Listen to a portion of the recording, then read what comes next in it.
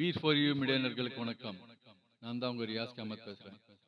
கிட்டத்தட்ட 30 ஆண்டுகளாக நம்ம தலைவர் சூப்பர் ஸ்டார் ரஜினிகாந்த் அவர்கள் இமயமலை பயணம் செய்வதோடு பார்த்தீங்கன்னா, அந்த பாபாஜியோட சிறப்புகள் நமக்கு நிறைய சொல்லிட்டு வராரு.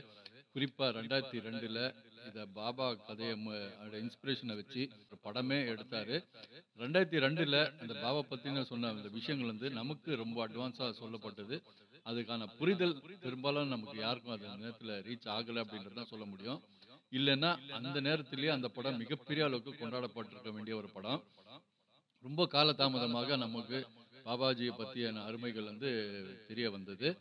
அதுக்கப்புறம் தொடர்ந்து ஒவ்வொரு காலகட்டங்களையும் பார்த்தீங்கன்னாக்கா, சிறு இடைவெளிக்கு அப்புறம் தலைவர் இந்த இமயமலை போகிறது, இந்த ரிஷிகேஷ், பத்ரிநாத் இந்த மாதிரி ஒரு பெரிய பயணம் பண்ணிட்டு வர்றது, அந்த பயணத்தின் மூலிமா அவருக்கு கிடைக்கிற அந்த ஸ்பிரிச்சுவாலிட்டி பவர் எப்படின்றத நம்ம அவர் கூட நெருங்கி பழகிறவங்களுக்கு நல்லாவே அது உணர முடியும் அப்படின்றத என்னோட ஆழமான ஒரு நம்பிக்கை. ஏன்னா நான் பல முறை அவர் சந்திச்சு இந்த பவரை அவர்கிட்ட இருந்து நான் தெரிஞ்சுக்கிட்டு இருந்திருக்கேன்.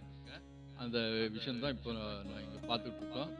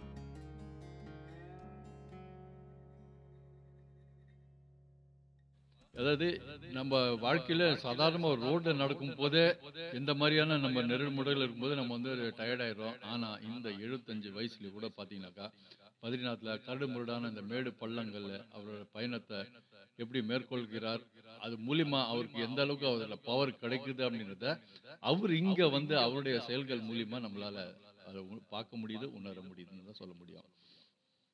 ஏன்னா இந்த இவ்வளோ கரடுமுரடான பாதையில் அதை வாக்கிங் ஸ்டிக் வச்சுக்கிட்டு தன்னுடைய நண்பர்களோட பயணித்து அங்கே போய் உட்காந்து அந்த பத்ரிநாத் இதில் தியானம் பண்ணும்போது, அந்த பாபாஜி குகைக்குள்ளே உட்காந்து மெடிடேஷன்லாம் பண்ணும்போது வரும்போது அதில் கிடைக்கிற அந்த பவர் வேற லெவலுங்க. அது சாதாரணமாக சொல்லிலாம் நமக்கு புரிய வைக்க முடியாது. அது அனுபவபூர்வமாக அங்கே போய் பயணித்து அதை நேரடியாக அனுபவிக்கிறவங்களுக்கு மட்டும்தான் தெரியும். அவ்வளோ பெரிய ஒரு பவர் அதில் இருக்குது அப்படின்றத நம்மளால அது நிச்சயமா தலைவரை சந்திக்கும் போதும், அவருடைய கிட்ட கை கொடுக்கும் போது, அவர் பேசுற பேச்சுலேருந்து எல்லாமே நம்மளால உணர முடியுது. குறிப்பா பார்த்தீங்கன்னா, இந்த பாசிட்டிவிட்டின்றத நம்ம தலைவர்கிட்ட ஏன் இந்த அளவுக்கு இருக்கு அப்படின்றதுக்கு மூல காரணம் பார்த்தீங்கன்னா, இந்த மாதிரி அவருடைய ஸ்பிரிச்சுவல் பயணம் தான்.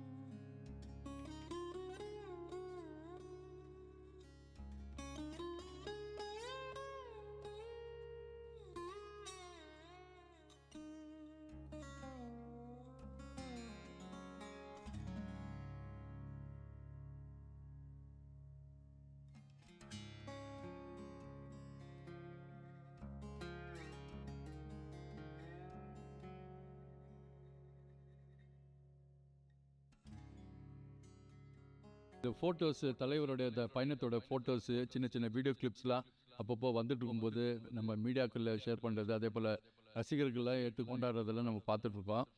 இதுலேருந்து தெரியுது தலைவரோட சிம்பிளிசிட்டி, இதெல்லாம் இந்த மாதிரி அவர் பயணம் எந்த அளவுக்குன்னா அவருக்கு வந்து ஒரு புரிதல், ஒரு அனுபவம்லாம் அவருக்கு கொடுக்குதுன்றதை நம்மளால் புரிஞ்சிக்க முடியுது. ஏன்னா இந்த மாதிரி சிம்பிளாக ட்ராவல் பண்ணும்போது வாழ்க்கையிலையும் இதே போல் கடைப்பிடிக்கணும் அப்படின்றத அவர் ஒரு கொள்கையாகவே வச்சுட்டு இருக்கான்றதை நம்ம பார்க்க முடியுது.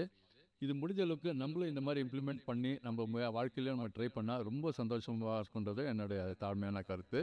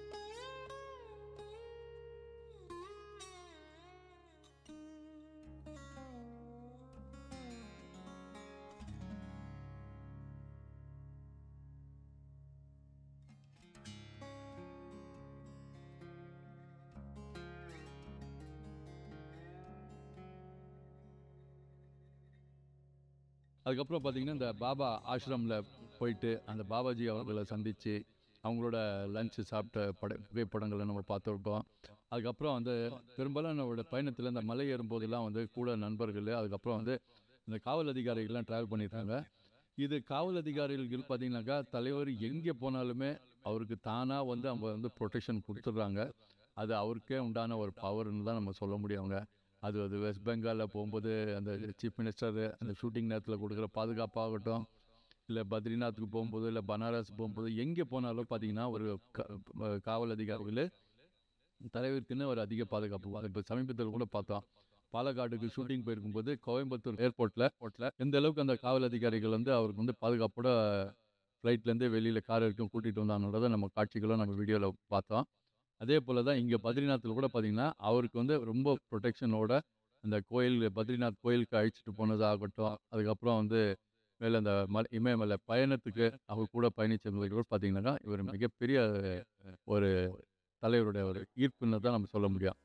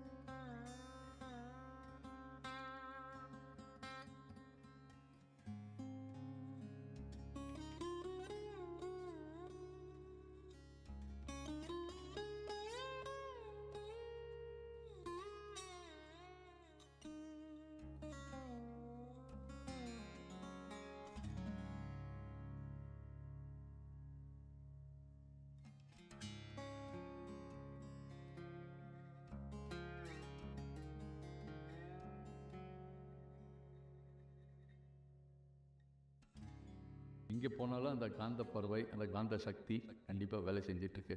இந்த வீடியோகளெல்லாம் பார்க்கும்போது நம்ம வெறும் இதை பார்த்து கொண்டாடி மகிழ்றதோட சரி இல்லை, நம்ம இதே போல் முயற்சி பண்ணி நம்மளும் இந்த மாதிரி சில பயணங்களை மேற்கொண்டு வந்துருக்குது. அப்பப்போ லைஃப்பில் வச்சு நான் பிரேக் எடுத்துக்கிட்டாக்கா நம்ம வாழ்க்கையும் அவருடைய வாழ்க்கை போல் ரொம்ப எளிமையாக, இனிமையாக, சந்தோஷமாக இருக்கும் அப்படின்றத என்னோட நம்பிக்கைங்க. முயற்சி பண்ணி பார்ப்போமே.